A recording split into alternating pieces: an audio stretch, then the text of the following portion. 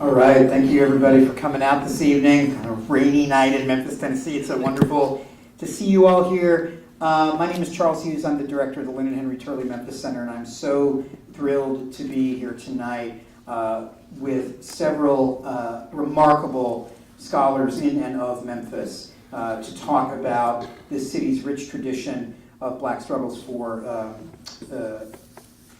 equality and power in this city over the course of its 200-year history. I'm also, of course, honored to be a contributor to this book. So I'm actually on the panel this evening, which is a different experience. Normally I say something in the beginning and then turn it over, but I'm really glad to be alongside these wonderful folks this evening. A couple of very quick things before we get going. First of all, one of the best things that I get to do through the Turley Memphis Center is help to put on events like this. This is part of our Memphis-centered series, which is our signature series of events. Each semester we do several things designed to spotlight folks who are working on and in issues related to Memphis and the Mid-South. Our next Memphis-centered event will be on Wednesday, March 13th at 6 p.m. in this room, and will feature Dr. Janie Harker, who is a professor of English at the University of Mississippi. Professor Harker will be here to speak about her astonishing new book, The Lesbian South, which documents the rise of lesbian bookstores and print culture in places like Memphis, Tennessee. Much of Professor Harker's research concerns a bookstore that was located here, Meristem, and she herself also owns the Violet Valley bookstore in Water Valley, Mississippi, which some of you may be familiar with. So it should be a really wonderful event, 6 p.m. on March 13th here in this room. If you're interested in hearing more about that event as well as other events that the Turley Memphis Center is putting on, please follow us on Facebook or get in touch with me to learn more. Part of the reason why this event feels so important this evening, and I think all of the things that we will be doing this year, part of why that feels so essential is because, of course, this is the bicentennial year of Memphis, Tennessee, an occasion that is already, as it should be, creating a lot of activity in the city and also dialogue. And hopefully this event tonight and the others that we'll be doing throughout the year will add to that and will also help to make that conversation as rich and as multifaceted as possible. In that spirit, in particular, I want to follow the tradition briefly of the First Nations of Canada, who many years ago instituted a practice that I think is really essential for us to remember, especially this year, because our history did not begin 200 years ago. And so I want to acknowledge that we are currently on land that was occupied by multiple indigenous nations, most prominently the Chickasaw. And I also want to acknowledge, of course, that Memphis was a primary site of the Trail of Tears and the broader project of Indian removal in the United States. So we honor the Chickasaw and we remember that history. A couple of brief thank yous. First of all, thank you to our co-sponsors, the Africana Studies program at Rhodes and the History Department at Rhodes. Also, thank you to our remarkable staff here at Rhodes College who do their job so well that we often don't notice that it is being done as well as it is. So thank you to our bookstore staff who is out front to hopefully sell you all copies of this book tonight afterwards. Thank you to our physical plant staff, our custodial staff, our campus safety staff, our information services staff, and our communications folks who are here this evening as well with us. I want to particularly thank my colleagues and co-conspirators in the Turley Memphis Center, Dr. Stephanie Cage, our Associate Director, Iris Mercado, our Program Coordinator, and Judy Pierce, our Administrative Assistant. This is very much a team effort, everything that we do, and I certainly owe them all a lot. A couple of very quick things. First of all, devices. If you have phones and other things that, jingle and jangle, please put those on silent. Of course, encourage you to post about this on social media, but please try to avoid any noise making from the phones or other things. And also just a reminder that there will be a book signing following the conversation tonight. So if you're interested in purchasing a book, we will be outside just after we are done here to do that. I'm going to be very brief in my introduction tonight of the co-editors of An Unseen Light, who are going to kick off our conversation. I will simply say that when Aram Goudsouzian and Charles McKinney emailed me and asked if I would be a part of this collection, I don't think it took me 3 seconds to say yes. Not because I wanted more work, but because I knew that this project and what was being done with this remarkable collection of essays could not be done better than by my two esteemed colleagues to my left. So please welcome, I'm not sure who's going to speak first, but please welcome Aram Goudsouzian from the University of Memphis and Charles McKinney, of course, from Rhodes College. And they're going to kick things off. Put that right there. Does that work? Will this work if we have it like this? Can you hear us? Meh? I'll pull it out. Good evening, everybody. It's a pleasure and an honor and a privilege to be here. I always like to say that Rhodes College is my academic home away from home, or my vacation home. I'm here all the time. They can't get rid of me. And it's a real thrill to be invited by the Memphis Center to do this event. Charles and I really believe in this book, An Unseen Light, and not because of us as people, but because it brings together so many people. We've seen this from the beginning as sort of a way to bring together an academic community, as well as to answer sort of a scholarly, to address a scholarly void about the history of Memphis. Sort of a brief word on how this book came together. Charles and I both arrived in Memphis in the same academic year, 2004-2005. We were teaching similar subjects, became friends, but also started to become academic colleagues in that we would visit each other's classes, chew the fat about our projects. And we were also working on, each of us were working on books at the time that didn't have anything to do with Memphis. I was writing a book about the basketball player Bill Russell. Charles and I was working in Wilson County, North Carolina. But the longer that we were here, the more sort of Memphis became part of the texture of our work. For me, and I think for Charles as well, much of it was through teaching. At the University of Memphis, there were a number of graduate students. My first among them was Elton Weaver, who was a student of Beverly Bond, sitting right next to him. Then I had a crop of students coming in who were really interested in pursuing the African-American history of Memphis. And they were the first group of those students, many of whom were contributors to this volume, were graduating around 2011, 2012, which is right about when Charles and I first had a conversation about putting together a book like this, which we then promptly agreed to do and then ignored for years. But then, as we got closer, I want to say it was around 2014, 2015, when we sort of got serious about putting this book together. And much of that was driven by our recognition that in 2018 we'd be hitting the 50th anniversary of the assassination of Martin Luther King. We knew that there would be lots of national and international attention upon the city of Memphis and its civil rights struggle.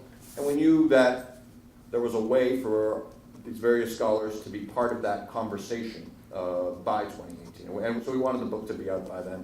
And that ended up being a real blessing because it really pushed us to work hard, to keep our authors on deadline, and to bring together, as I mentioned, sort of this scholarly community. There are 17 contributors in this volume. Most of them have a connection to the University of Memphis or to Rhodes College, or in some cases both. Beverly and I are both professors at the University of Memphis. There's 3 Rhodes College professors, Charles, and Xandria Robertson, as well as a former Rhodes professor, Brian Page. 4 of the authors got a PhD from the University of Memphis and one his master's. 2 of the authors are undergraduates at Rhodes College, Anthony Syracuse and Jason Jordan, who then went on to get PhDs in history from other institutions and are now working as professors. And then we also have 3 contributors who have written some of the definitive histories of Memphis prior to An Unseen Light, in Michael Honey and Laurie Green and Elizabeth Gritter. And before I turn over to Charles, I'll just say one other thing, that, with other books that I've written, I've always felt like it sort of represented kind of a stage in my life. It's something that you work on all the time. It's with you all the time. And editing a book doesn't really feel that same way. The work comes in spurts. All the essays are in, and you got to edit them and get them back out. You get the manuscript in, you work on it. But the neat part about it was that it was bringing together this group. That I got to work with Charles, my friend. And that was an important part of this dynamic, but more that it was bringing together 17 people who we knew, who we trusted. When we wrote to Charles, when we wrote to Beverly, when we wrote to Elton, when we wrote to all these authors, we didn't know that everyone was going to say yes, but the response was practically universal. People wanted to be part of this volume. And that meant a lot to us. And it was a way to sort of bring together our worlds. And that's what made this book special for us in terms of the process. I'll turn it over to Joseph. You're a hard act to follow.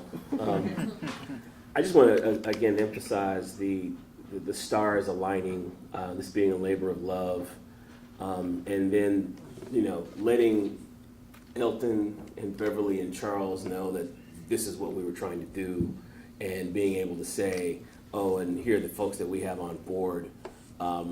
I think the response rate was around 3 seconds for a critical mass of people. They're like, wait a minute, I could write something with this group of people.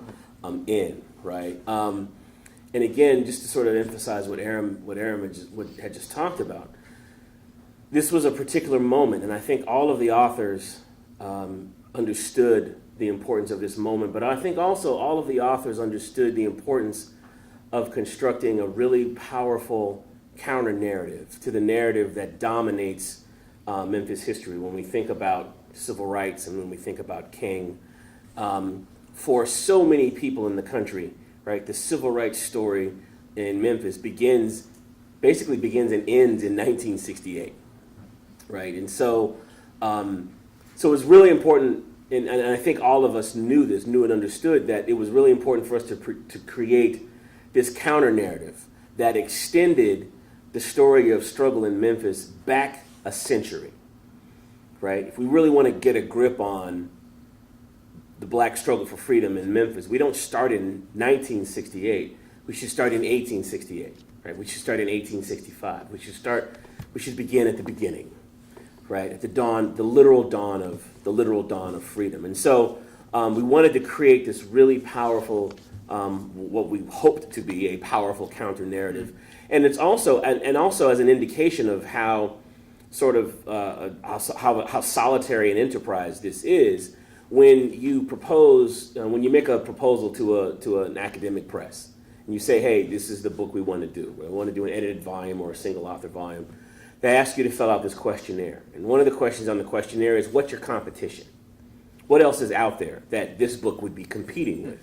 And we were like, nothing, right? There is no other edited volume out that we were aware of that specifically addressed, a century-long Black freedom struggle in Memphis, right? Which is both really problematic, right, but also really cool for us, right? Because the press was like, oh, well then, it was green lights all the way in. Plus, then they saw the murderer's row of the folks that we had lined up for this book. They were like, oh yeah, we'll do this, right? So, an unseen light. Should we talk about that a little bit, right? So, you want to find the quote. So Aram, the smart one of us, the well-read one of us, knew and understood that there would be there's an opportunity to use a quote from Richard Wright with regard to Wright's time in Memphis. Right, this is out of the autobiography Black Boy, and he's having a rough go of it here in Memphis. And so, did you find it? Yeah. Okay. So just go ahead and. Okay. So this picks up with Wright in about 1925. He's starting to find reading as his salvation. He's going to the library and he's forging notes as if it's from a white person saying, let this kid check out these books, and it uses a racial slur even within the note to show sort of the masks that he has to wear. And so this is him at this moment. He had to leave the South. If he accepted his inferior station, he would hate himself. If he succumbed to booze and sex, he would be just like his father. If he turned into an angry revolutionary, the racists would kill him. He read Mencken, and then Theodore Dreiser, and Sherwood Anderson, and Sinclair Lewis, and although they described essentially alien morals, quote, these writers seemed to feel that America could be shaped nearer to the hearts of those who lived in it. And so in 1927, Richard Wright boarded a train for Chicago. Those novels and essays had served as an inspiration, like, quote, a tinge of warmth from an unseen light. But Wright could not see the lights that shone in Memphis. His zeal to migrate north blinded him to the various ways African Americans had shaped the politics and culture of this city at the crossroads, sitting atop Mississippi River Bluff, with the fertile and oppressive delta fanning to its south. Black Memphians found salvation and independence in churches. They did the courageous and calculated work of political organizing. They made music that became a seminal American art form with global impact. And they forged a brilliant, complicated, dynamic movement for freedom. Wright could only see the shadow that racial oppression cast over this variegated history. He could not see the ways in which black people survived, accommodated, subverted, battled, and wrestled with the persistence of racial subordination. Throughout those struggles, Black Memphians forged stories as individuals and as a people. This book tells some of the stories of those, quote, unseen ones. You see what we did there? You see what we did there? It's kind of hot, right? It's kind of hot. So, and I think I'll say this and then we'll start to talk a little bit about the book, right? Wright's experience in Memphis reverberates down to now. He literally could not see Memphis. He could not see Black Memphis. He couldn't see the organizing, the resistance, right? The dynamic struggles to create human space. He just couldn't see it. And I think that's emblematic of a lot of folks, right, who are in this place who can't see that work. And that's why also this book was so important, particularly in the moment in which it came out. One of the things that we tend to do, right, the violence we tend to do to Memphis history is to crunch it down to that 68, that fatal encounter, right? And what we're doing when we do that is we are masking, right? We are making unseen, we are obscuring all of this beautiful and vibrant work that people are putting in, trying to figure out what it means, what does freedom mean, trying to figure out how to be free, how to get free, right? What's the machinery of social change, and so on and so forth. And so, without further ado, let's talk a little bit about, I'm going to talk a little bit about the first half of the book, and then I will turn it over to Elton and Beverly to talk a little bit about their specific chapters, and then we will do the same thing with Aram in the second half of the book. So, just a really brief overview before I turn it over to Elton and Beverly. The first half of the book, and again, we're starting in the 19th century, and so Brian Page, In the Hands of the Lord: Migrants and Community Politics in the Late 19th Century. And if I had to sort of talk about this book and what we're trying to do here, again, it's uncovering the contours of Black protest. And so in each and every one of these chapters, one of the things that we're seeing is, right, all of these authors are revealing the complexity of particular moments, the complexity of organizing, the complexity of navigating racial terror, the complexity of navigating, and in some instances, subverting segregation, right? How do I subvert segregation and not get caught doing it, right? How do we build political strength within the context of a rigidly racialized society? And so Brian Page kicks us off talking about migrants moving into Memphis and trying to make a way forward. And so what we see here is a lot of institution building, right? Churches, fraternal organizations, lodges. And it's from there that migrants are building a sense of community within the town. But we also see, and Brian is really good at pointing out, the fissures and the conflicts and the tensions within African American communities. Surprise, surprise, all the Black people don't think all the same things all at the same time, right? So Brian is really good at sort of showing us this variegated and sophisticated political ethos that migrants are bringing to the table, right, in terms of how they're thinking about federal responsibility, how they're thinking about the city's responsibility, right, to the well-being not just of the migrants, but to everybody within the community. Again, a great chapter. Second chapter, Darius Young's chapter, the saving of Black America's body and white America's soul, the lynching of L. Persons and the rise of Black activism in Memphis. So I'm sure many of us are familiar with the lynching of L. Persons. He is accused falsely of murdering a young white child, female child. He is convicted because the sheriff's office at the time uses a revolutionary new technique which claims that if you look into the eyes of the deceased, you will be able to see the last image that they were able to see. And so, using this logic, they looked into the eyes of the deceased and said, "Oh, well, we see L person's image in her eyeball. Therefore, he's guilty." So, long story short, he's taken out and he's murdered. He's lynched. He's burned. His severed head is tossed onto Beale Street. Spectacle lynching at its most gruesome, right? And so what Darius is going to show us in this chapter is in the wake of this lynching, right? We get to see the ways in which the black community in Memphis is going to navigate this in terms of the type of political mobilization that needs to happen in this instance. We're going to see the rise of the NAACP. We're going to see tensions within black communities with regard to protest and accommodation, right? Should we directly protest the realities of lynching? If so, why and how? If not, why not? Right? So we're going to see that playing out in the in this chapter. We're also going to see how how black folk in Memphis are using really sophisticated means to communicate with one another, right? Which gets us to thinking about things like surveillance, right? How do we communicate with the NAACP office in New York, right? We know our mail is being read. Anything we send from Memphis to New York is going to get read. Anything that comes from New York is certainly going to be read. So there's a really interesting piece there where Darius talks about the various codes that folks have to come up with in Memphis, right, to talk about the protest work that's happening in Memphis, right, in ways that white authorities will not be able to decipher. Next up is Elton Weaver, and I'll let him. I'll turn it over to him after I finish all of the first half of the book.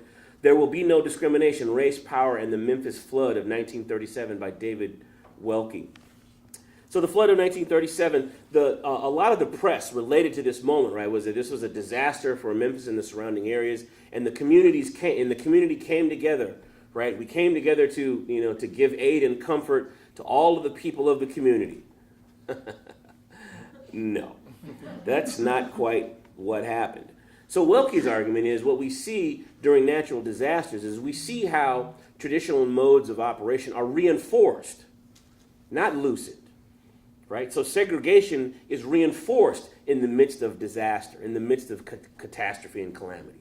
We saw this recently with Katrina, right? We see this in Puerto Rico, right? We see how structures of inequality are reinforced in moments of catastrophe and disaster.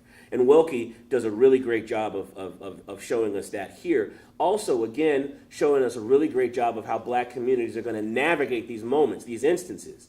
So, for instance, when Boss Crump says, hey, we need more helpers out on the levee, out in the non-Kana levee, let's just go start rounding up black men, right, to go work on the levee. And anybody who says no, they're going to get arrested for vagrancy. So how do we navigate that? Right? Again, a wonderful and explicit showing of the just sort of naked violence that Crump was willing to employ when it came to black folk, right? And how that violence is woven into the fabric of city governance. This is standard operating procedure. This is not an abstraction. This is not a one-off. This is not something that's odd or irregular. This is the standard operating procedure. So how do we navigate that? Right, George Washington Lee and a number of other prominent African Americans, right, go into the lion's den and figure out, okay, you know what? If this doesn't stop, then the federal government, we're gonna try to bring the federal government in, right? We're gonna try to figure out ways in which to get this to stop, right? And so Welke does a great job of showing all of these dynamics. Again, race, power, and the Memphis flood. Beverly Bond. Brilliant chapter, which I will defer to her to let her talk about. Jay Jordan, we will have no trouble here. Racial politics in Memphis's reign of terror. The reign of terror, 1940. Black Memphians are starting to organize and starting to push up against the bounds of segregation. Right before we enter into the war, African Americans across the country are already drawing parallels between fascism in Europe and fascism at home. Right? We don't have to imagine the fascists of Europe. We can just simply read the paper here in our country. to see how fascism is playing out, right, with vis-a-vis racial segregation. So as the black community starts to flex a little bit, Crump responds with what is now called the Reign of Terror. So J.B. Martin, a prominent pharmacist, and also a prominent Republican leader, Crump deploys police officers to Martin's pharmacy, and so basically anybody coming in or coming out is going to get frisked and or arrested. Right. So this really significant level of intimidation, and again, the question is how do we navigate this moment, right? How do we deal with how do we deal with the consequences of deep political organizing that we have here, that we have going on here in this moment, in this precursor to a civil rights struggle? And again, what Jay Jordan is reminding us, right, is that these questions about political organizing, these questions about how to confront segregation, how to confront racial terror, how to confront state-sanctioned subordination, right? These aren't roving bands of Klansmen who are engaged in these practices. This is the mayor of the city,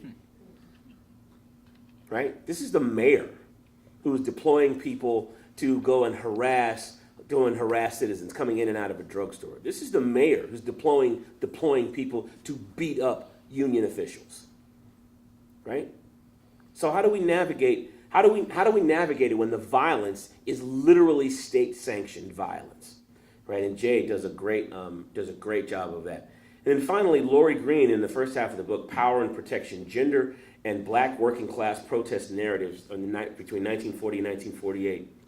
This is a really instructive chapter. Again, we get to see the contours of black freedom, and Lori Green is really good about centering black women in this narrative around black freedom. And so she's a grinder, right? And so she's dug through the archives and has come up with all of these instances where black women are protesting. They're going on strikes. They're writing all manner of letters because they can't get access to these federal jobs during the war, right? And so in many instances, right, black women are the vanguard of protest when it comes to employment inequality here in Memphis. She also relates a story of two African American women being sexually assaulted by police officers, and generally this is going to get swept under the rug, but not this time, right? The mothers of the young women involved pursue this case, right? And this case catches fire. Again, black women taking lead in addressing this reality of sexual assault, right? The reality, again, of state-sanctioned sexual assault, right? And how and so Green shows us how this story is very intimately tied, very intimately connected to the hiring of the first wave of African American police officers, right, in 1948. That story is usually a standalone story, right? Ernest Withers, the first police officer in town. What Green reminds us of, what Green shows us, is that story has a story, right? That moment is the end of a particular narrative, is the end of a particular story, right? That story begins with these women deciding to stand up for their daughters, stands up with them organizing in communities across Memphis, in Binghamton, in Orange Mound, mobilizing and putting pressure on religious leaders, saying, hey, look, if you're leaders, well, then you need to lead, right?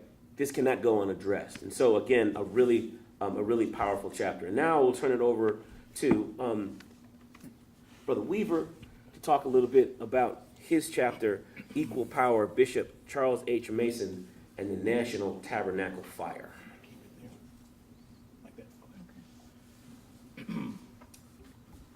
My chapter is entitled Equal Power, and Equal Power investigates. Can everyone hear me?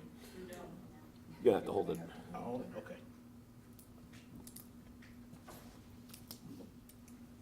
Can you hear me now? Yes. All right. Equal Power explores the infra-politics of the early Memphis-based Church of God in Christ. Infra-politics. That's what I'm looking at. That's what the chapter deals with. Even though historic COGIC has been labeled apolitical or unconcerned with politics by some scholars, applying the infra-political lens, analyzing COGIC's historical statements, that's what I do, sermons, songs, and supplications enable us to apprehend COGIC's hidden and unhidden transcripts. COGIC's verbalized resentments and open displays of resistance to racial and economic oppression. And as Dr. McKinney just mentioned, COGIC's subversion of segregation. That's what my chapter is interested in uncovering and revealing.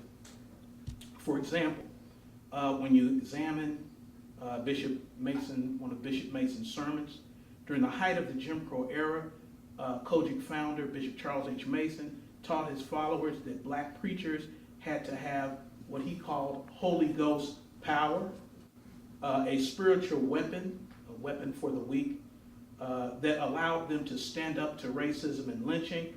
And I quote his sermon from page 65 of An Unseen Light, and I quote, "Lynchings," said the bishop, "are being carried on because the preachers are leading the people away from the reproof or the discipline of God and not to the glory of God.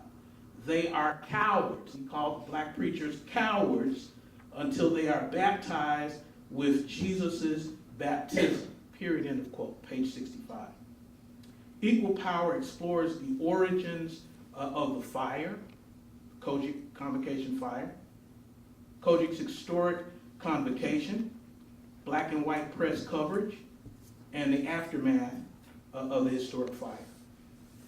In 1936, Memphis was segregated by law. 1936, the city was segregated by law.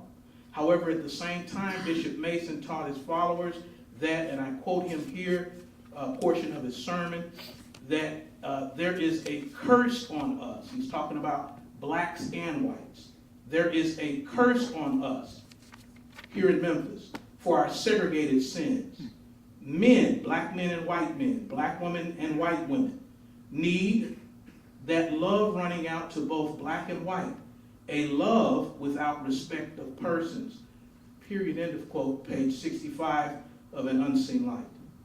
While Memphis was segregated, Mason practiced racial equality in his church, and COGIC's annual convocations were always interracial. For example, COGIC's earliest racial statement titled, and this is where I get the title of my essay, Equal in Power and Authority, explains Mason's pre-civil rights commitment.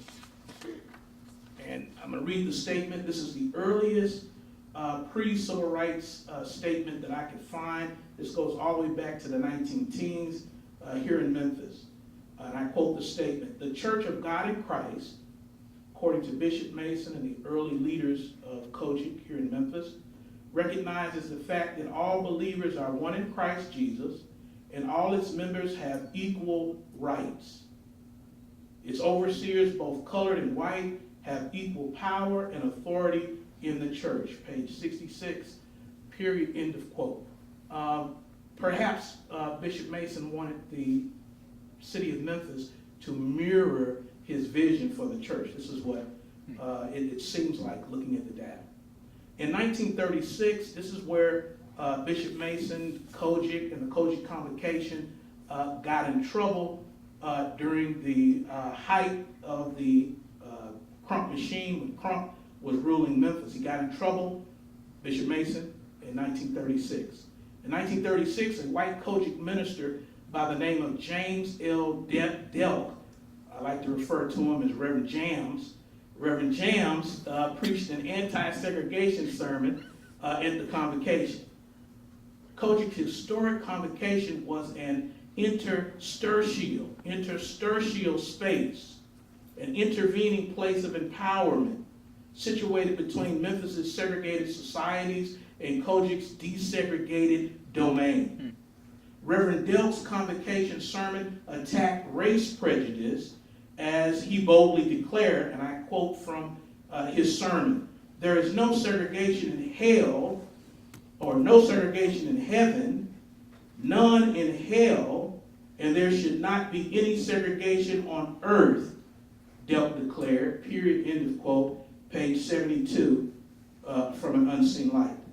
Later, Delk wrote that he had joined COGIC because Bishop Mason embraced integration, or as Drs. Goudsouzian and McKinney's book title suggests, both men had seen an unseen light. And I quote Delk again here. He says, "Bear in mind that neither Brother Mason nor myself believe in segregation or Jim Crow, but all people do not see this in the same light that Brother Mason and myself see it," explained Delk. Period, end of quote, page 72 of An Unseen Light. 2 days after Delk's anti-segregation sermon was broadcast on public radio, COGIC's National Convocation Center was destroyed by fire. Examination of COGIC's fire is an opening and glimpse inside the daily struggles COGIC waged against oppression, that they waged to subvert segregation. Under the veil of a convocation, what will we do during convocation days? Subvert segregation. And the fire is a window into that secret world, interracial world. The convocation fire was a defining moment in the history of COGIC. Nationwide media coverage of the fire placed COGIC in the national spotlight, helping to strengthen its image. I'm quoting myself from page 63. After the fire, we see the rise of a more, strong, visible national COGIC. Okay, before that, COGIC was out there. COGIC even had international churches, but was not known. And we know this because when you look at the data, the commercial appeals, Press Scimitar, Memphis World, and other black or Negro papers across the country, they didn't even know who COGIC was.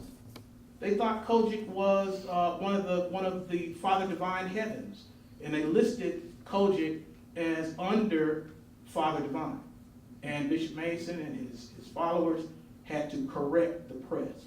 But after correcting the press, even though Bishop Mason, Church of God in Christ, National Convocation, received negative press, afterwards it was a blessing for Bishop Mason because it was free publicity.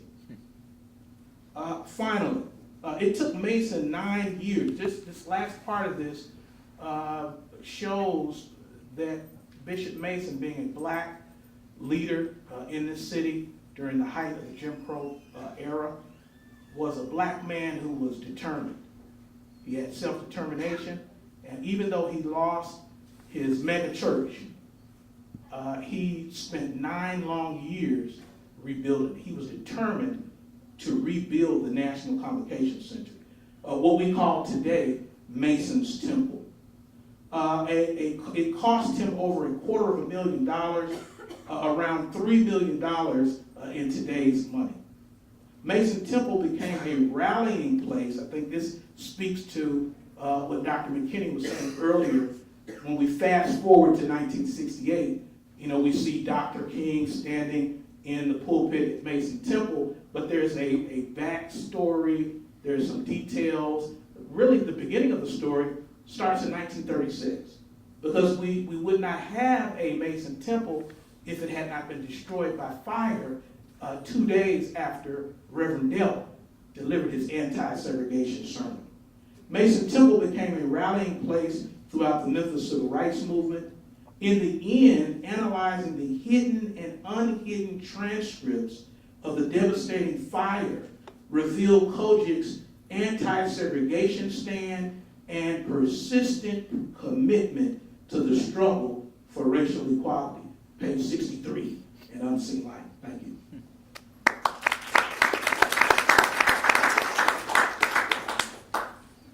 Okay, it's never good to have to follow your students, but it's either that or follow your colleague who edited this book and your friend.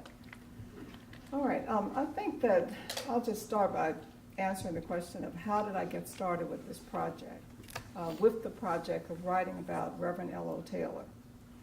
And I have to frame myself in terms of my own background. I'm a native-born Memphian. I grew up in Memphis many years ago, but in the 1950s, 1960s era. That was what I could say was my coming of age period. The second thing that I would use to frame it is that I had a friendship with Reverend Taylor's granddaughter, still have a friendship with her, even though I didn't know she was Reverend Taylor's granddaughter. We had gone to high school together. In high school, I knew her as Alice Taylor, but I wasn't a historian person at that time, so she was just Alice Taylor, my friend Alice Taylor. And when we met again as adults, she was my beautician, and we talked a little bit about high school and high school reunions. And she told me in passing, she said something about, you remember my grandfather, Reverend Taylor? And I was like, yeah, not really, but you know, we were in elementary school, high school, so it didn't really hit anything. But then at some point, I became acquainted with the Taylor collection. And the Taylor collection is currently housed at the Center for Southern Folklore. And it is an extensive collection, photographic collection, papers, the 2 books that Reverend Taylor wrote. It's just an amazing set of materials. And I became acquainted with the collection indirectly through Judy Pizer, who essentially has run the Center for Southern Folklore for such a long time. And when I went into the collection, when she invited me in, excuse me, and I went into the collection, I was just overwhelmed. And Judy was kind enough to let me just kind of spend several months just kind of going through it. And then I went back to Alice, and I was saying, Alice, is this the Taylor who was your grandfather? And of course she said yes. And after that, I was able to do some interviews with Alice. So when Chuck and Aram came to me about doing an article for the book, I immediately thought, okay, I'll just come to one of my 19th century sources, because that's what I do. I don't do 20th century history. But they were talking about a book on 20th century Memphis. And Memphis is one of my favorite topics. So I was like, okay, I'll figure something out. And what I figured out was going back to some research that I'd done on Reverend Taylor and trying to place him in this unseen light and give him some connections with the civil rights movement, even though he's not the traditional religious figure that we tend to associate with the civil rights movement. Because for us, the civil rights movement, as Chuck said, it kind of begins and ends most people who do not know Memphis, it begins and ends in the 1960s. For those of us who know Memphis, who were people who were born and raised in Memphis, it begins much, much earlier. It begins even before we were born. So trying to place him within this civil rights movement as a minister and as a photographer was part of what I was really interested in doing in the essay. So I really focus on Taylor in terms of 3 things. One is Taylor as a migrant to the city, because he comes from Arkansas. By the time he gets to Memphis in the early 1900s, he's moved around northern Mississippi as an itinerant preacher. Is not really a minister or a pastor yet, but he moves around in northern Mississippi. Then he finally settles in Memphis and begins building a series of congregations in the city. I also look at Taylor, well, I should backtrack. He has a very typical life as a migrant, as a young black male migrant to Memphis. And that is that there are some very troubled parts of his life, some that you don't really see and that even Alice didn't know about, because you have to dig in the records, and he keeps coming up, and you're wondering, is this the same Reverend L.O. Taylor? But it is, because there are all kind of connections that take place that lead back to him. So I place him as a migrant in the early 20th century Memphis.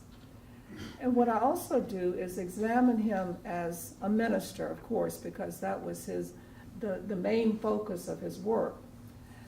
And then I place him in what became his avocation, and I think one of the most important things in his life, and that was his photography. He is a minister who believes very strongly in building community. He is a photographer who, even though he doesn't express this idea or this challenge, who takes on the challenge of how Memphians, white Memphians, and in some cases even black Memphians, how they see each other, how they see black Memphians, how they see black Memphis. And what he essentially, one of the biggest challenges that he confronts is this idea on the part of many, many white Memphians that they can live and work on a daily basis with black Memphians, but still see them through the lens of racism and segregation.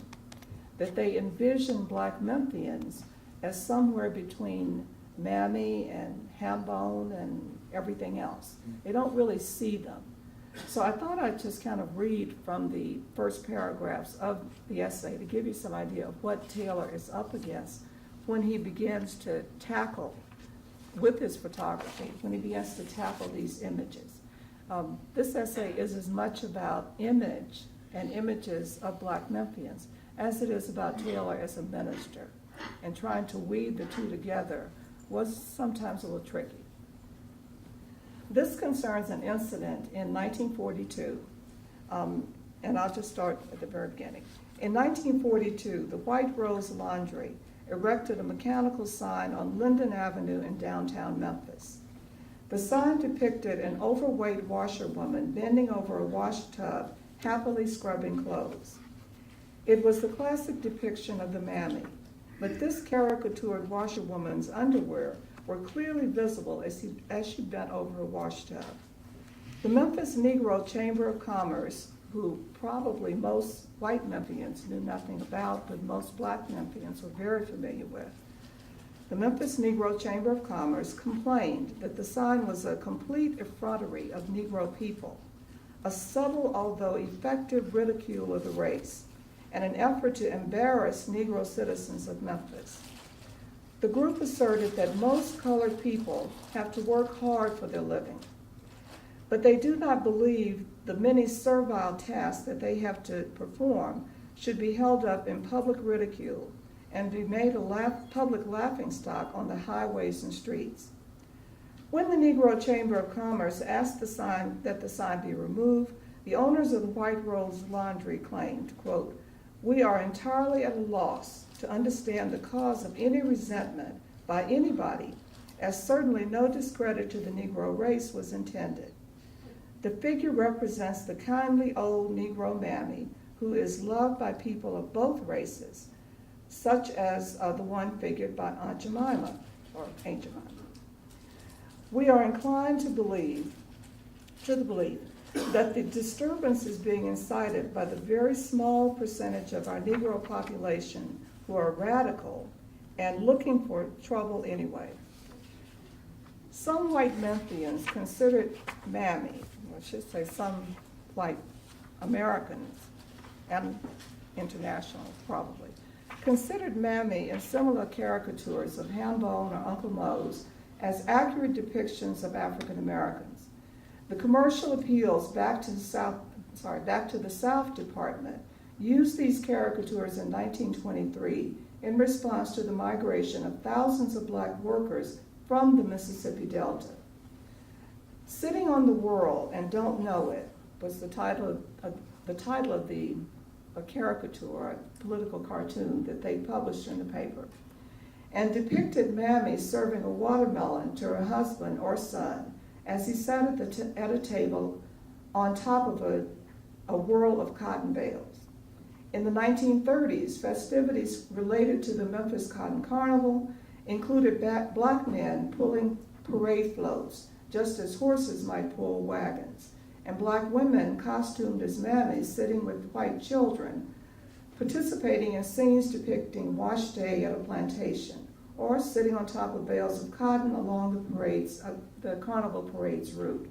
So these were the images that many people, many Memphians, saw on an almost daily basis. And one of the things that was very important in this envisioning essay that was very important at this time, was that people actually thought that this was the way Black people lived. This is what they were. And in Memphis, Tennessee, that would have been the farthest thing from the truth, because by the 1930s and 40s, Memphis had a very strong Black middle class. It had very strong Black working population, very strong churches. So the question becomes, how can I position Reverend Taylor and his work as a photographer, which is something that he started doing in the mid-1920s just as a hobby, but became a very important part of who he was as a member of the Black community. The other side of Taylor is actually Taylor's work as a minister. And over the course of about 40 years, Taylor pastored 4 major Black churches in Memphis. Yet most people, if they're just reading a book on even Black ministers in Memphis, they don't even see his name. Taylor was the pastor of Pilgrim Rest Baptist. He was a Baptist church. He was a pastor for a period of time, of First Baptist Church on Broad Avenue. There are actually several major First Baptist churches in the city at that time.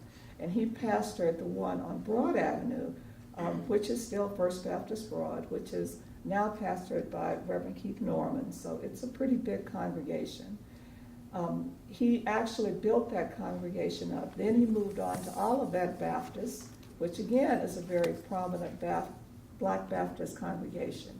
And his final church was one called New Hyde Park Baptist, which was actually named for the community that he had lived and worked in, the North Memphis or the Binghamton or the Hyde Park communities that he lived and worked in.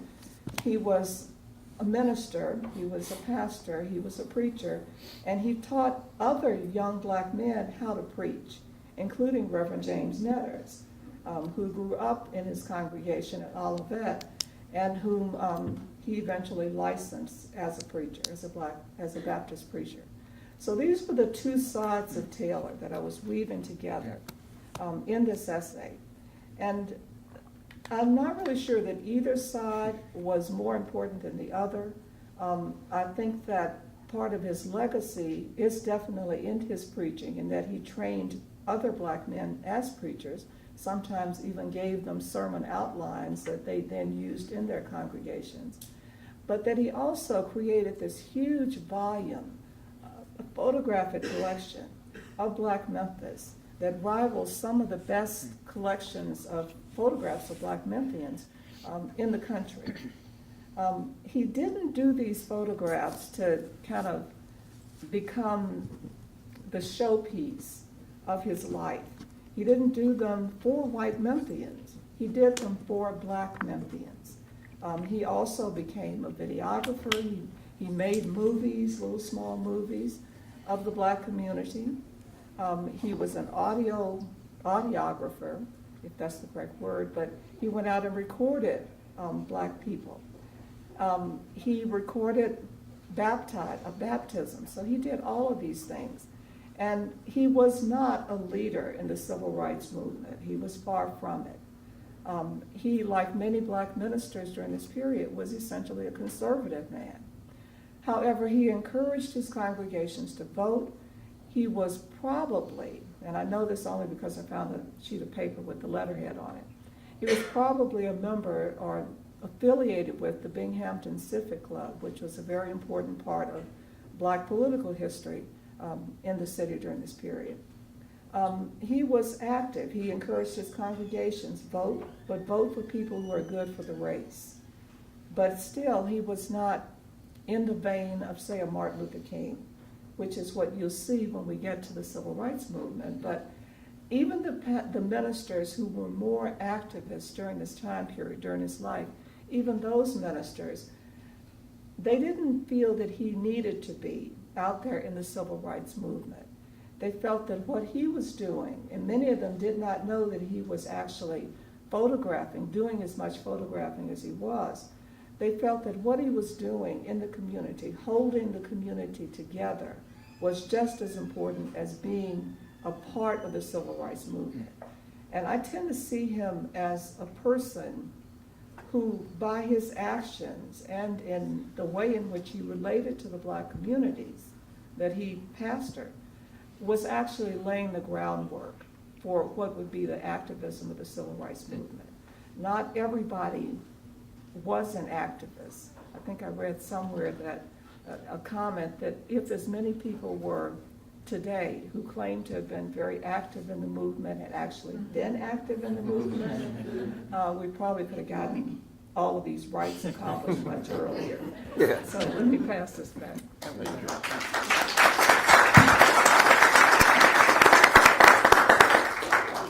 All right, so of the essays in our book, roughly half of them take us to about mid-century, to the mid-20th century. And so I'm going to highlight some of the essays in the second half of the book, and then I'll turn it over to Professor Hughes to talk more about his particular essay. As many of you know, Memphis had a reputation in the 50s and early 1960s as something of a model city in terms of race relations, and it was held up as a place where there was peaceful integration. And we have a couple essays in the book that both highlight that, but also complicate it. Elizabeth Gritter, who is a historian who wrote a wonderful book about black politics in Memphis in the first half of the 20th century called River of Hope, has carried her research forward on black politics and done a number of oral histories with people from that generation. And in her essay For an Unseen Light, she writes about a few phenomena. One of them is the 1959 volunteer ticket. This was an all-black voting ticket that was publicized throughout the city. Martin Luther King made his first visit to Memphis to support the volunteer ticket. It crossed along party lines, and it included Russell Sugarman for an important city post, Benjamin Hooks for another. And though none of the candidates on this ticket won their city election, it was a really important moment of political mobilization, led to this huge surge in black voter registration. And Memphis was unique, of course, because given its legacy in the crump machine, African Americans had historically voted in Memphis at the behest of the crump machine for most of the first half of the 20th century. But now they're able to exercise that electoral power in new and important ways. And in the second half of Elizabeth's essay, she talks more about the contact between black officials like Russell Sugarman and the Kennedy administration. Because they were Democrats, they formed the Shelby County Democratic Club in the wake of this. And they started to correspond with Kennedy officials and to really build up Democratic strength. So by 1964, when Lyndon Johnson is running against Barry Goldwater, Shelby County goes big for Lyndon Johnson, much of the work through black politics. And then Stephen Knowlton wrote an essay entitled, "Since I was a Citizen, I had the right to attend the library, the key role of the public library in the civil rights movement in Memphis." And it uses the battle over the integration of libraries as something of a case study for Memphis politics. It's a really well-done essay, and Steve is a librarian himself. He got his master's from the University of Memphis. He's now at Princeton University, where he works as a librarian. And what he tries to do in his essay is show sort of the political effects of nonviolent direct action in Memphis. Students from Lemoyne College and Owen Junior College, as well as the NAACP. This starts with Jesse Turner, who was an official in the NAACP in the late 1950s. Are all demonstrating and pushing for the integration of the library, which leads to court cases, which leads to media coverage. It really becomes a big key rallying point for the community. It leads to mass meetings around the city. And ultimately it does lead to a few steps by which the library gets desegregated. First, the library itself, through a court order, gets desegregated, but it doesn't include the bathrooms, so there has to be another court order for the bathrooms. So this essay really shows how grassroots politics and nonviolent demonstration intersects with legal history, policy history, city government. It's really a nice little case study for that. We also have an essay by Anthony Siracusa called "Nonviolence, Black Power, and the Surveillance State in Memphis' War on Poverty." And Anthony is a graduate of Rhodes College, like Jason Jordan. And in his essay, he's again thinking about sort of the complicated nature of nonviolent direct action in Memphis, particularly through Memphis' War on Poverty agency, which was known as MAP South. In 1967, James Lawson, the pastor at Centenary Methodist Church, and activist minister, closely associated with the Southern Christian Leadership Conference and Martin Luther King, is the head of Map South, but he hires to work for him 2 members of the Invaders, the new Black Power organization that had arisen in Memphis. One of who was Kobe Smith, who was among the first students to integrate what was then Southwestern College.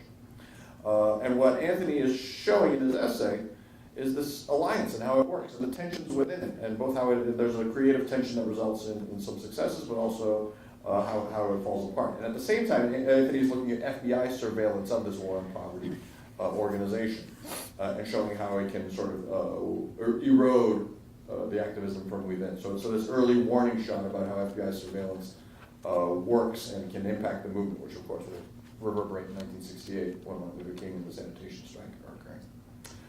I wrote an essay for the book as well. It's called If the March Cannot Be Here, Then Where? Memphis and the Meredith March.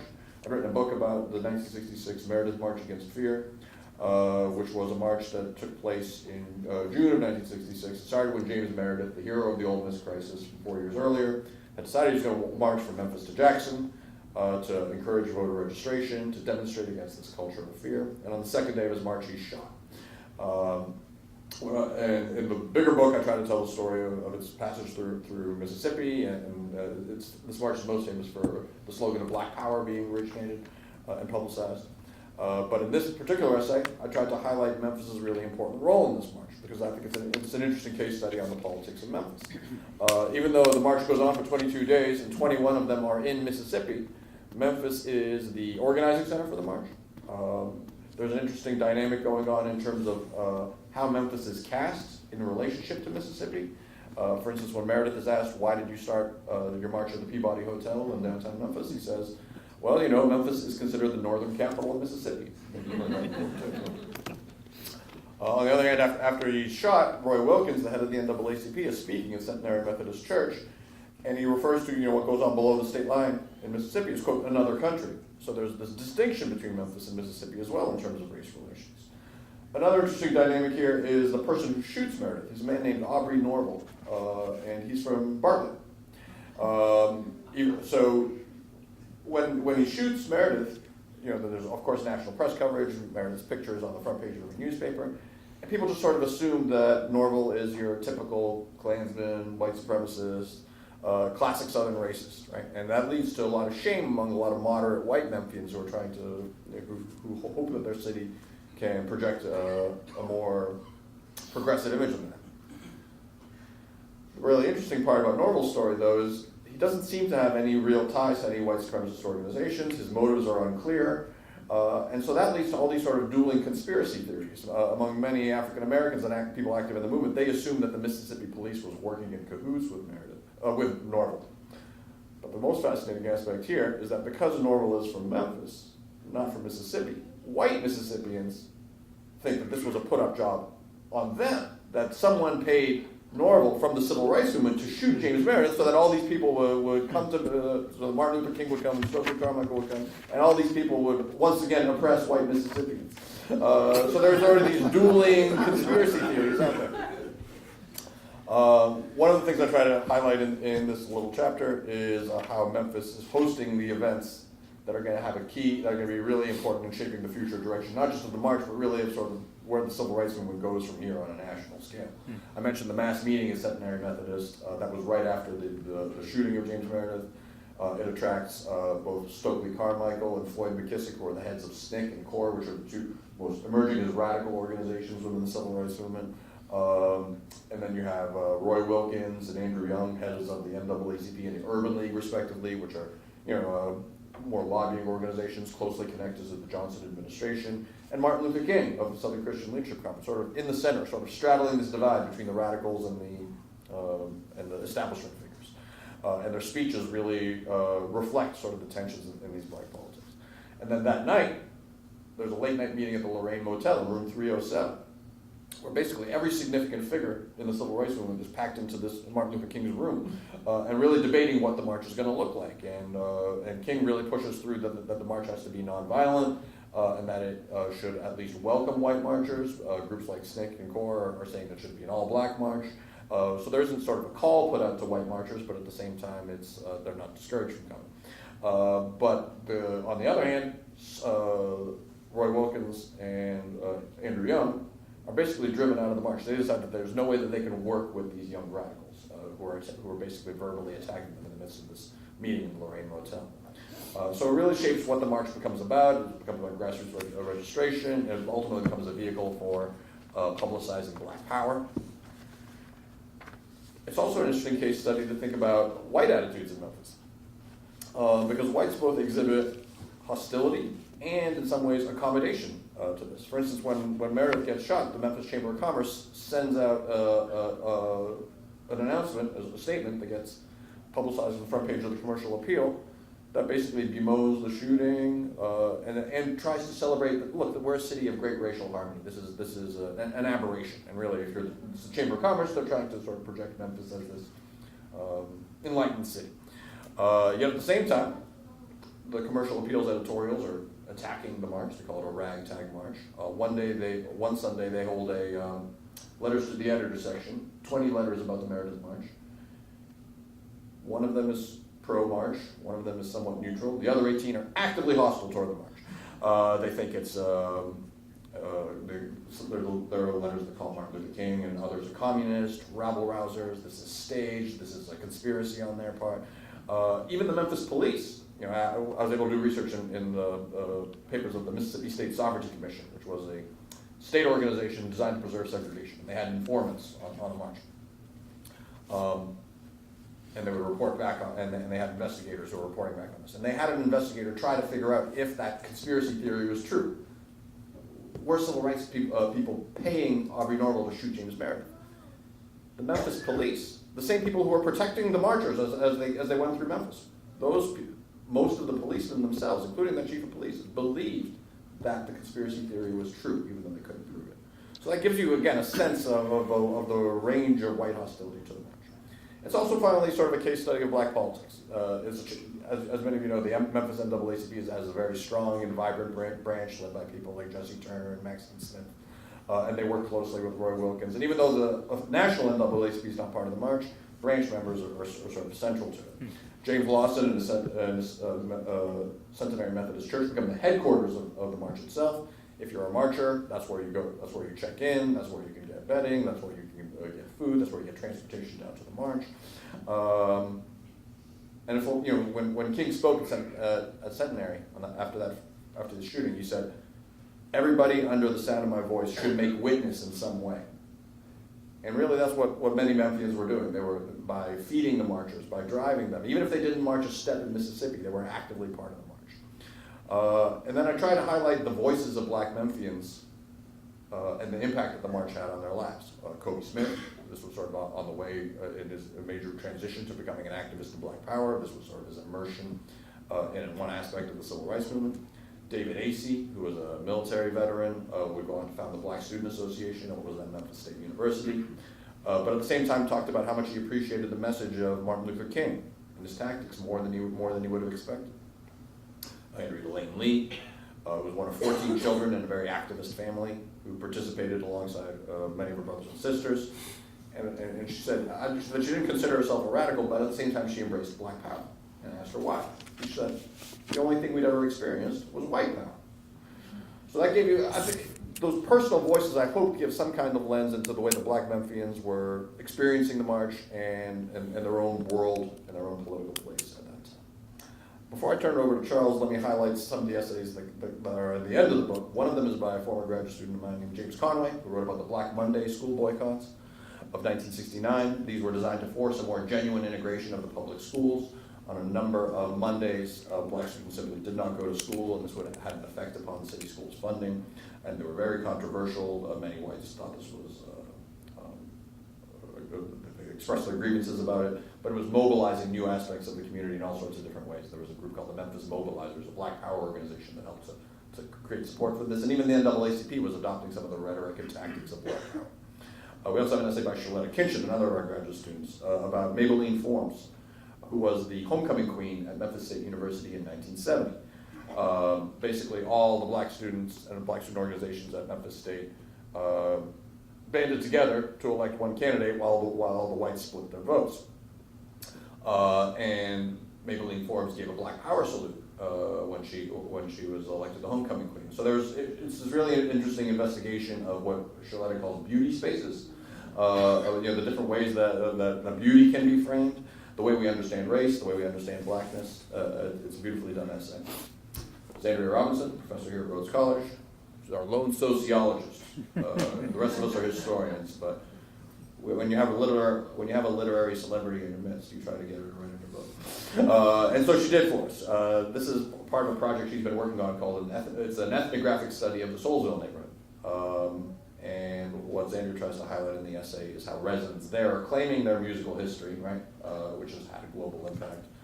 But also, Zandria is trying to show that this sort of celebratory narrative that gets put out about Soulsville is more complicated than that it's rooted in historic patterns of racism. She talks about a neglectful urban policy in this era of desegregation, the enduring struggles that the neighborhood has. And finally, we have an essay by Michael Honey, who's a great historian of Memphis and its labor movement, as well as probably the best book on the sanitation strike. And in his essay for us, he takes a look at the long history of labor activism in the city, starting deep in the past, going through the sanitation strike, but really carrying up all the way to the present. One of his sections is, for instance, on the Kellogg's strike, at the Kellogg's miners. And what he sees in a lot of ways is a depressing story, a gutted labor movement, persistent racial inequality. He's really trying to move beyond sort of a triumphalist vision of the civil rights movement, especially when you look at labor and economics, but that's the case. Within the second half of the book, we also have a terrific essay by Dr. Charles Hughes, head of the Leonard Henry Turley Center. And this is an essay that builds off his great book, Country Soul, which if you haven't read, you should run out and buy and read. But in this essay, he is analyzing Memphis music culture through a portrait of the great Rufus Thomas. So I'll turn it over to him. Thank you. So I wanted to write about Rufus Thomas for two reasons. One, when I was researching this book, my first book, Country Soul, and trying to think about the history of race and music in Memphis, Nashville, and Muscle Shoals, Alabama in the 60s and 70s, I think for all of us who have done these kinds of things, as you go along, there are people or there are stories that don't really fit into that particular narrative that you really want to find a way to explore, right? Maybe a little bit like Reverend Ella Taylor, right? And thinking about that. And Rufus Thomas was one of those people. I became fascinated not only by his story, which I already knew to some extent but learned so much about, but also just by how much he left behind in terms of talking about that story. Rufus Thomas's voice, which helps carry the soundtrack of the 20th century in terms of music, is very much also present in thinking about the story of this place and the story of its culture. And he was very much a historian, both of the people around him, but also himself. So I really wanted to write something about Rufus Thomas. And in fact, when Aram and Chuck texted me or emailed me and asked if I would write something, I thought, finally I get to write about Rufus Thomas. And the second reason, which is connected to that, is that, to be perfectly blunt, I was tired of hearing about Sam Phillips.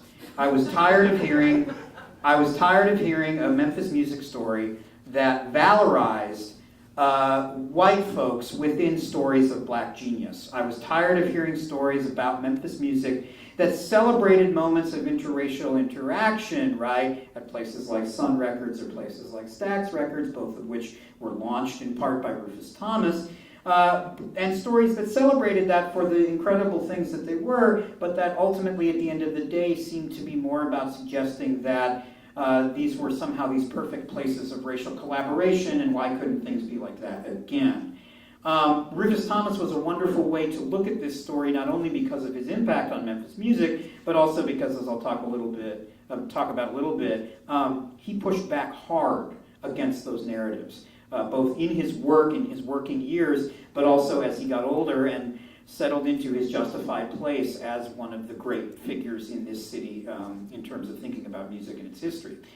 So I basically had three goals with this piece. One was to chronicle Rufus Thomas's career, which takes us through basically every point of Memphis music in the 20th century, at least the first 70 years or so, including, of course, the launching of Sun Records and the launching of Stax Records. He was one of the only artists to have hits at Stax throughout its entire tenure. He was having top 10 hits even into the mid-70s, and of course, he famously stole the show at the Watt-Stax concert in 1973. He also is a DJ on WDIA and is very much invested in the project of WDIA as an all-black radio station.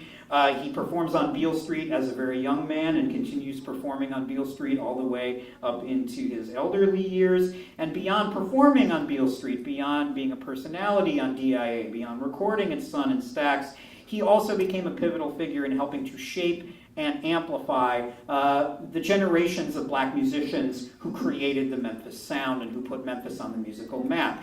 Thomas, as much as he became an incredible star in his own right, is constantly working, whether it's as the MC of Amateur Night or playing folks on the radio or bringing folks into Sun and Stax and other places to record. He was constantly celebrating this city's musicians, specifically its black musicians, and he understood from the beginning and through his entire career that music was a primary way for this city's remarkable collection of black talent to not only demonstrate their brilliance in an unfair and unfriendly world and city, but also, very importantly, to make money and to gain professional opportunities. In one of the quotes that I use in here, which was from one of the many amazing interviews he gave, he said, "The thing about Memphis music is that Memphis's amateurs are the world's professionals." And that, I think, is an attitude that he carried with him throughout his career. So I wanted to tell that story because up to this point, there actually hasn't been an article or book, there need to be several, about Rufus Thomas. I couldn't find anything that was just chronicling his career. The second thing I wanted to do with Rufus Thomas, of course, is to challenge narratives of musical progress that we often are faced with in Memphis that have become some of our favorite civic fantasias.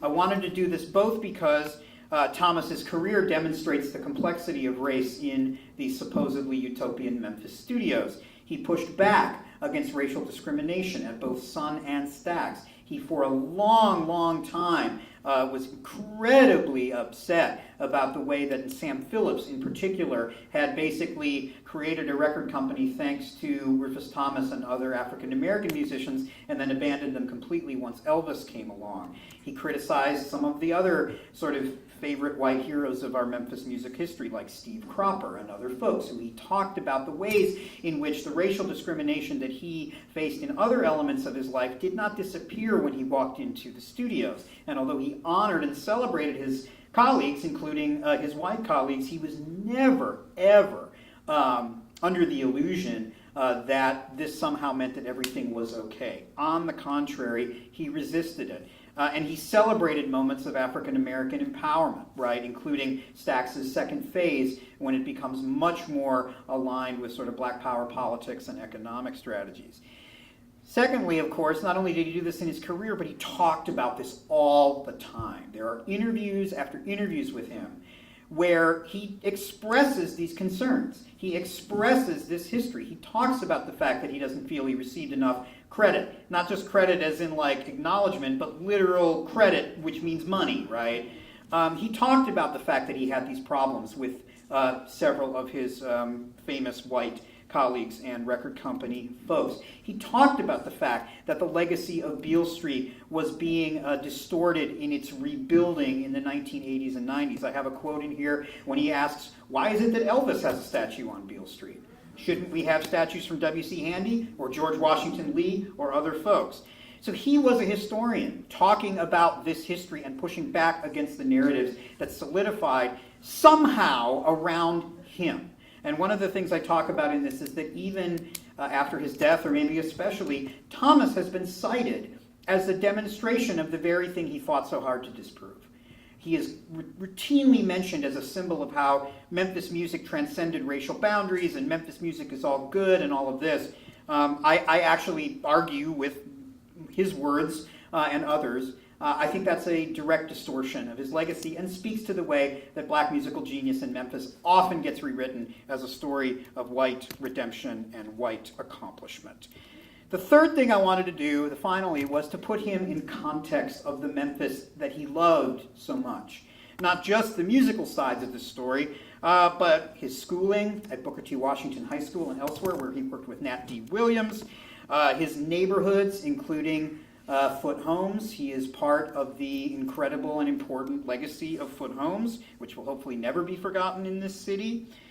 He linked that not only to his own personal journey, but to the way and the reason why Memphis music happened the way it did. His work outside of making music, even when he had his first hits at Stax, he was still working a full-time job at the American Finishing Company, and the way in which he agitated with his fellow workers for better treatment on that job too.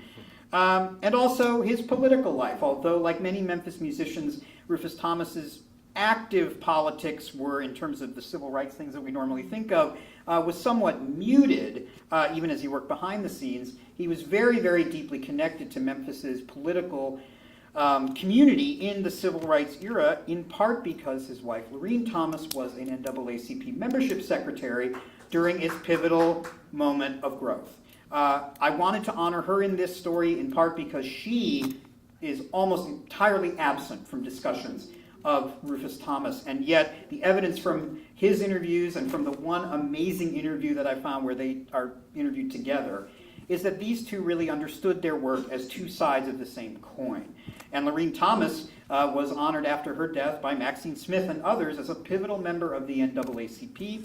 I also wanted to pay tribute to his children because of their not only incredible work in Memphis music and other things, but Carla Marvell and Venice Thomas very much were raised by their parents and understood themselves as part of this larger tradition and as part of this attempt to celebrate the unbelievable and often marginalized black genius that was centralized in Stax and other places, but often gets forgotten. I hope that if this essay succeeded at all, it's that it amplifies and celebrates Thomas's own words. I was very, very tempted just to turn in like the top 25 best Rufus Thomas quotes. I didn't think that y'all would be really into that, but I want to close because I try to center his own thoughts and his own memories in this piece. I want to close by a quote that I think is the one that made me realize that there was a lot more to say about Rufus Thomas than I thought, and that a lot of people, I think, still think. He was interviewed near the end of his life by the Smithsonian Institution as part of the interviews that now make up the Memphis Rock and Soul Museum downtown, which is a wonderful place if you haven't been. So he's interviewed about his career, and he's talking about all of this. He's talking about DIA and Beale Street and Sun and Stax, coming up from Mississippi, working in the factory, working to affect racial justice in other ways. And near the end of the interview, one of the interviewers asked, what would you like your legacy to be, right? And he talks a little bit about a few things related to Memphis, and then he says, quote, "You pay one hell of a price to be black, but I am not going to die from it. I'm going to survive, and I'm going to live. And I'm going to do something recognizable so that when I pass off this land of the living, I will be remembered for what I've done for the community, what I've done for my people, and what I've done for the whole universe." I believe it is our responsibility to try to do that for him now that he's gone. Thanks.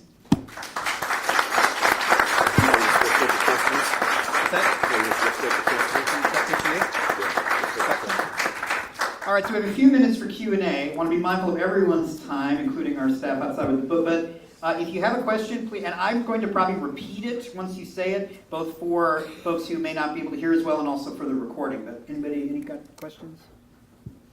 Yes, sir. In your research of Rufus Thomas, did you find any information about the fund that they had with a lot of the Stax artists that paid into a fund to use for political purposes, particularly funding the campaign of Air Force Senior? No. that is the question was asking if I had found much about the fund that Rufus Thomas helped create along with other Stax artists to pay to support black political campaigns, especially Harold Ford Sr., you said. I had not found that. That sounds, I mean, it's not particularly surprising to hear that, although that is not something that I discovered. One thing I did discover that's really interesting that is related to a couple of the essays in the book is after the killing of Elton Hayes, there is Rufus Thomas and other Stax artists obviously become very involved in trying to address that. And they get called in at one point, Thomas and others, to the mayor's office, and the mayor basically says, well, frankly, he says, well, can you go calm the black folks down? And Thomas and others are sort of like, I don't think we are going to do that. So that I found, but that's a really, no, I had not known about this. That's very interesting.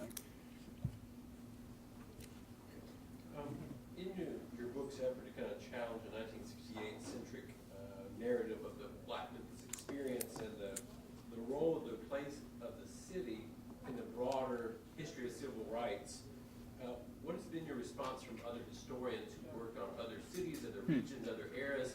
Has there been like, oh sure, of course, or has there been surprise or pushback about trying to push Memphis more to the center, something beyond the kind of 1968 story and that broader narrative? In case you couldn't hear the question, it was sort of about how would An Unseen Light fit into sort of the larger framework of the kind of work historians are doing about civil rights struggles, right? Or how those other historians really responded to you all trying to insert Memphis into that broader? I think An Unseen Light fits well into that pattern, and for the last generation, historians have drilled down a lot on local history and local movements, and when you do that, the civil rights movement really tends to look different, right? Because if you focus on the larger national narrative as reported in the New York Times and the Washington Post and elsewhere, right, it's going to follow Martin Luther King, it's going to follow the big flashpoints that like Birmingham and Selma, and it's going to focus on federal legislation and on that level, right? What happens when you get further, when you drill down into the ground, right? You see a timeline that doesn't necessarily follow from 1955 to 1968. You see activism that predates that and that goes beyond that. It highlights the roles of local activists, particularly women. The closer you get to the grassroots struggles, you see the central role of African American women within the civil rights struggle. You see sort of a blending of political ideology often, right? The same people who might espouse nonviolence in one context are willing to employ armed self-defense in another. There's sort of a blending of the liberal and the radical, so to speak, that occurs on a local scale than might see others. So in all the ways that we're highlighting in Memphis, I think generations of civil rights historians have done. What hadn't been done was that for Memphis in any sort of significant way. So we didn't see ourselves as breaking historiographical ground in terms of interpretation, so much as we did pulling Memphis into that conversation.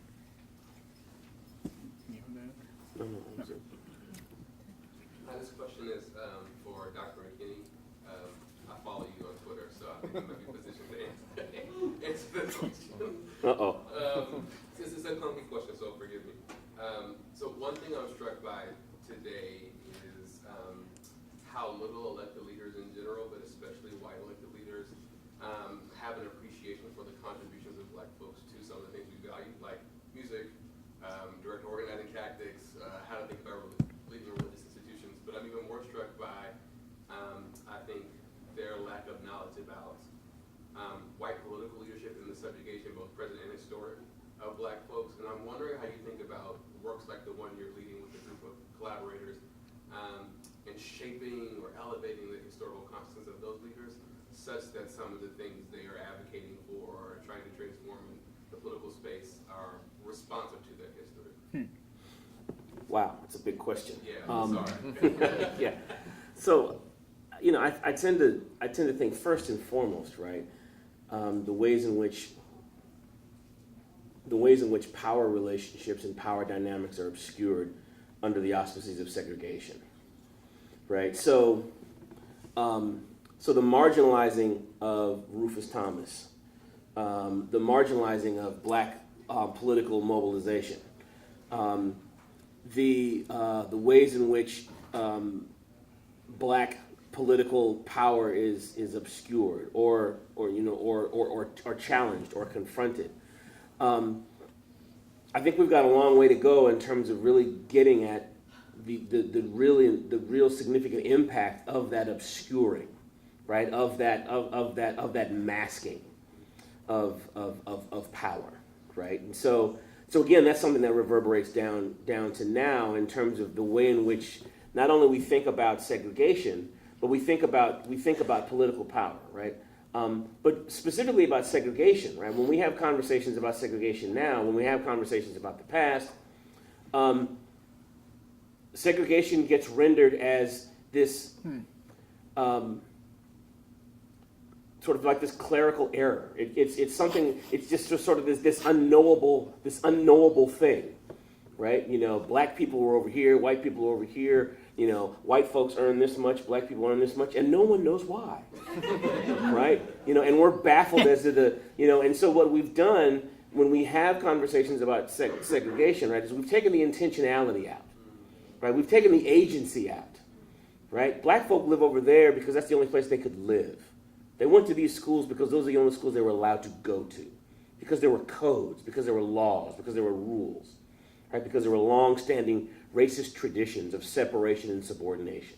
And so part of the work of the historians, right, is to name those dynamics, right? It's not a coincidence. I don't think it's a coincidence that 2 days after a white preacher in a black space says that that segregation is is evil and wrong and bad. I don't think it's a coincidence that 2 days after that the Kojic temple gets burned to the ground, right? I don't think it's not a coincidence, right? You know, Rufus Thomas did not accidentally not get access to these funds that he was supposed to have access to. That's the work of segregation. That's the work of white supremacy, right? So part of this work, right, is to name those dynamics, right? To name how they're operating in the past, so then we can also be emboldened to name the way in which they work now, right? Are schools still rigidly segregated? Yes, they are. Why? Segregation. Right? It's not like we fixed it and then it got broken again.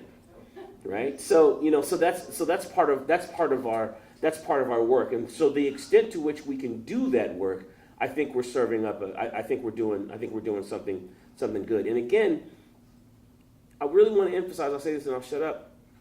This is the only one of these books out here, right? So if you wanted to read about Charlotte and the Civil Rights Movement, right? There's 15 to 20 volumes out there from university presses, edited volumes on Charlotte. Atlanta, long list. Los Angeles, Chicago, New York. You can fill a room, right? So we've got a lot of work to do in Memphis in terms of excavating this history and naming these dynamics and naming these realities, right, as they operated in the past to help us better illumine and to give us the language to talk about the contemporary moment as well.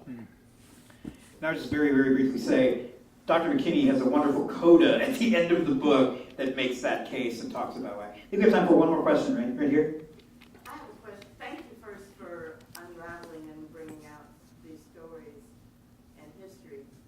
I have a question about process. As you write these and conclude them, to the extent that you worked with living people, do you take the copies of the chapters back to them to review them and see if what you've written resonates with them, or if they have alternate perceptions, and is there any way that you, if they do, you reconcile any of those? Just how do you, I have lots of other questions, but this Question was about the process, and if those of us dealing with living folks take what we had written to them to get their sort of response, and if we figured that into what we wrote. which includes relatives, Right, and, right. Living friends, Right. etc. Well. I couldn't take this to L.O. Taylor because he had been dead several decades. But because I knew his daughter, a granddaughter, Alice, and she had given me an interview that touched on a lot of things that had not come out in other interviews that had occurred, people had done right after he died. I did send it to her and say, what do you think? And I was a little concerned about some parts of it because they didn't necessarily put him in a favorable light. But then on the other hand, some of the things that I left out in large part that she had given me, some of the information, it also didn't put him in a good light. So I did let her see it, but she wasn't, she was like, the way Granddaddy was, that was his story. So she was not putting any restrictions on it. Because I do 19th century history for the most part, I don't have that problem. So this was kind of a new problem to see come up, but I felt that she needed to see it before it came out. Not that I was going to change anything, but she needed to see it. What was that going to? In dealing with the Church of God in Christ, many of them, some things that I talk about in my writing, I hope you can hear me, some things that I talk about in my writing can be a little embarrassing. When you talk about Bishop Mason's, prayer styles, things that he said when he was praying, the sanctified ritual, the worship ritual. Sometimes members find that embarrassing. And even you talk about things that happened in the 1930s, 20s and 30s, as opposed to today. But other than, trying to stop me from writing or speaking, none of that has happened. I would just say really quickly that there's 5 different answers, right, to how we deal with this. And what I've done, I didn't necessarily have to do it for my piece in here, right? But what I've done is when I've interviewed people, I'll let them see final versions, and then we can have a conversation, right? But one of the things that I try to impart upon people is that when you tell me your story, that's a story, right? That's not necessarily the story, right? And so what I'm trying to do is put together a composite, right? A composite analysis of a particular moment in time, and I'm using a number of sources for that, right? And so, I think what we all try to do is to show our readers where the sources are taking us, right? So if, for instance, I've interviewed Mr. Anderson, and Mr. Anderson's account is at odds with some other data that I've found, right? One of the things I try to do is to talk about how those two things are at odds, right? In those instances where I don't necessarily have to say, okay, well, Mr. Anderson's right and these things are wrong. Now, if that's the case, then I can go ahead and say that, right? But I think in a lot of instances, I think it's really instructive to show people how the sausage is made, right? And to show that, history is about, particularly, contemporary history of the last, 20, 30, 50 years, right? That's about memory, right? And so that has a lot to do with what people are remembering and how they are remembering events in the past. And so that can also be a really rich ground for conversation and debate and discussion as well. All right, well, thank you so much for being here tonight. Let's once again thank the remarkable panelists. There are books available outside. In case folks want to get them signed in various places, we're all going to try to make our way out there, so we look forward to having more conversation, but we're going to try to get out there as quickly as possible. Thank you so much. Hope to see you again, and have a good night. So I got here a little bit late, but part of the reason I asked was Kobe was here, and I don't know if you all recognize him. Yeah.